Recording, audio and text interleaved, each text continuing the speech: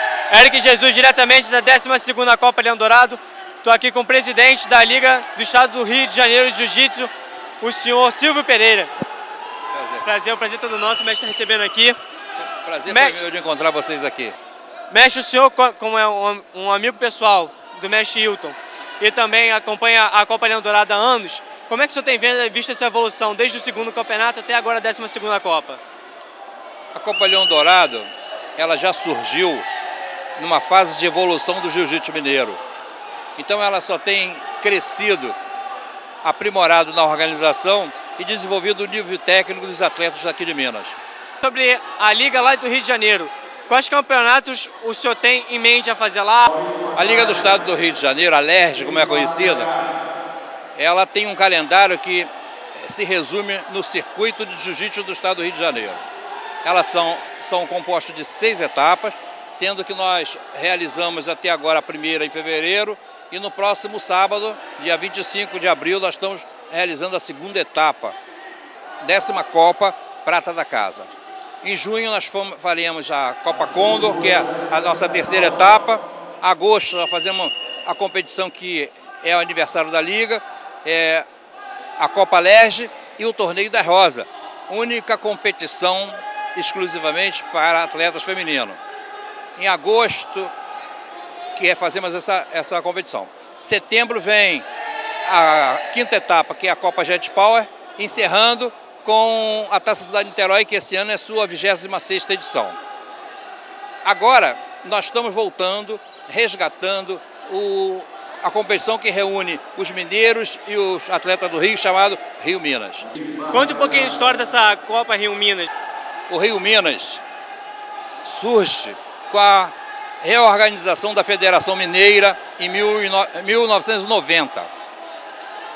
Eram competições que reuniam a seleção do Estado do Rio e a seleção mineira intercalada. Um ano em Niterói, outro ano aqui em Minas Gerais, em Belo Horizonte. Foram feitas até 1990, 6 etapas, e aí, pelas circunstâncias naturais, ela ficou esquecida. Por interesse dos antigos mestres que participavam daquela renovação toda, há muito tempo vinham eles querendo ressurgir essa competição. E a partir de agora, nós vamos resgatar essa competição que leva o nome de Resgate Rio Minas, funcionando um pouco diferente, porque naquela época eram seleções. E a partir de agora será por equipes de Minas e equipes do Rio de Janeiro. A primeira está prevista para dia 10 de outubro, será na Ilha do Governador, no Rio de Janeiro, já alinhavada, a segunda o ano que vem aqui em Minas.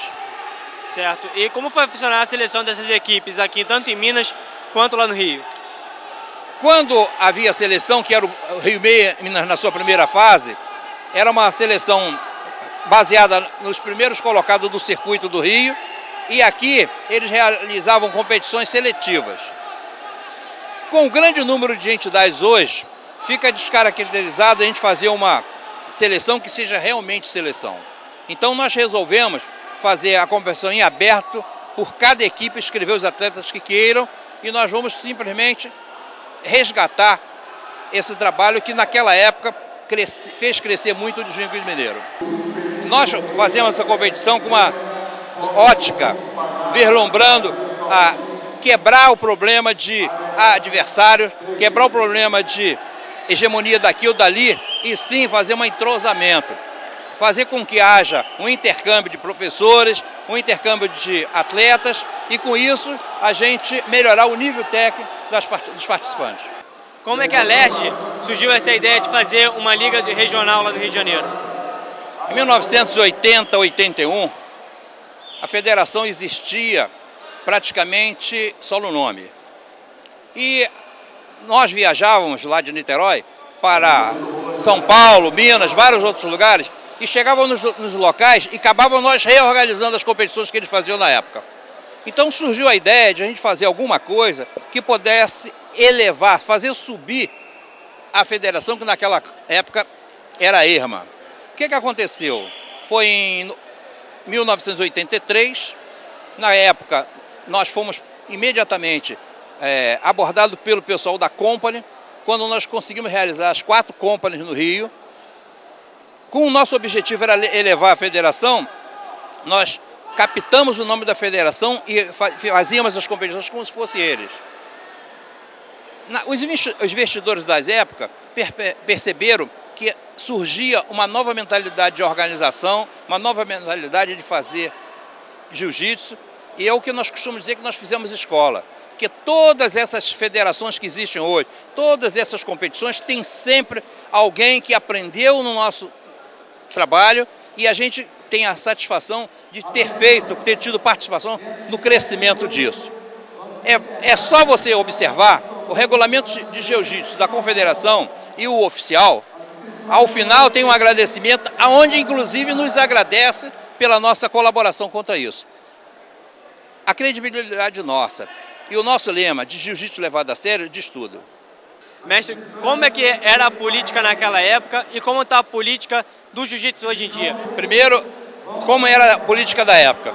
A política da época era dividida em duas partes. Era o jiu-jitsu capitaneado pelo mestre Hélio Gracie e o jiu-jitsu do subúrbio do Rio de Janeiro. Naquela época existia a Associação Suburbana de Jiu-Jitsu, que tinha como baluarte o mestre Fada.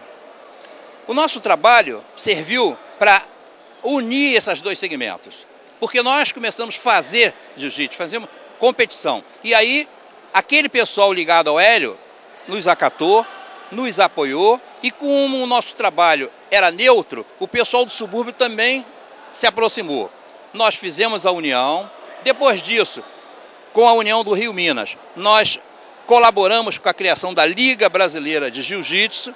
Isso forçou uma barra, porque a essa altura a federação já tinha reativada no momento que nós pedimos ao CND, em 90, para que fizesse uma intervenção na federação.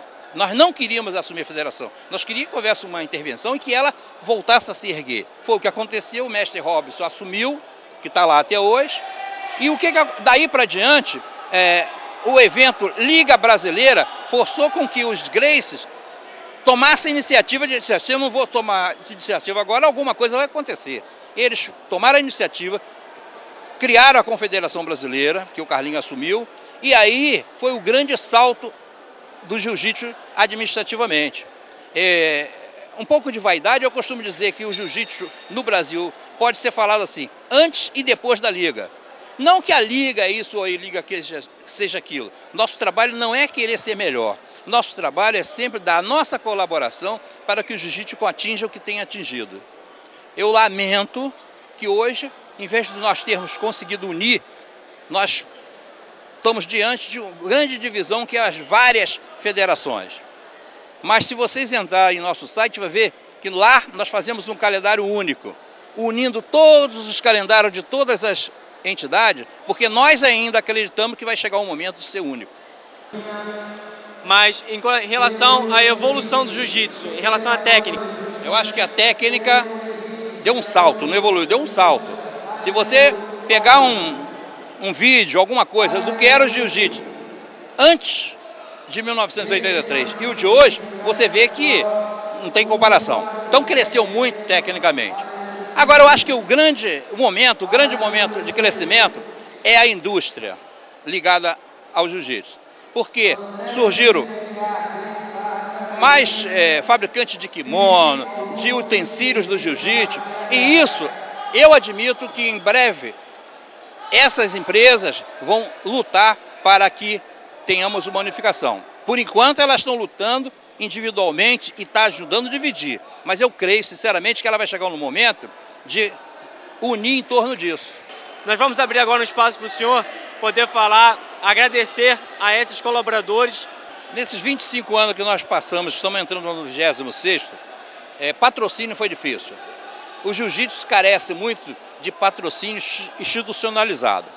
Mas nós temos alguns colaboradores que a gente sempre costuma dizer que são mais do que parceiros, são amigos nossos, que é o caso da Vitaminas e Minerais, é o caso da Jet Power. Bom, temos também a Unig, que fornece a todos os atletas que têm carteira da Liga, descontos de até 50% lá em Nova Iguaçu. Esses nós já agradecemos, mas não são verdadeiros patrocinadores, são amigos nossos que têm nos apoiado e até hoje é o que nós dispomos. A Liga nesses 26 anos, ela tem um campo aberto para o investidor. Só depende deles aproximarem, porque nós estamos abertos a esse tipo de apoio. Eric Jesus, diretamente da 12ª Copa Leão Dourado.